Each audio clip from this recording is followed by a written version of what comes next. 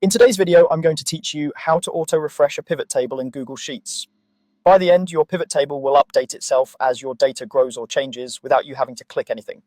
First, make sure your source data updates automatically. This could be data coming from formulas like query, filter, or array formula, imports such as import range or import data, or responses arriving from a Google form. The key idea is that your main data range should be dynamic, so new entries or changes appear in your sheet on their own. If your data feed is stable and updates in the background, your pivot table can follow along seamlessly.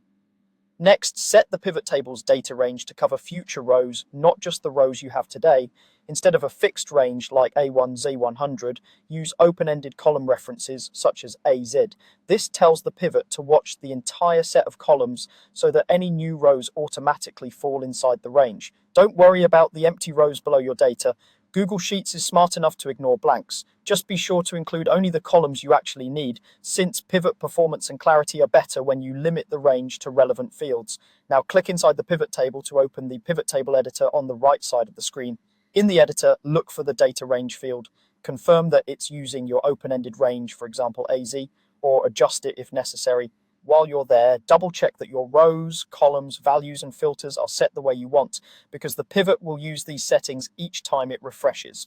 It also helps to keep your source headers clear and consistent with no merged cells in the header row, so the pivot can recognize fields correctly.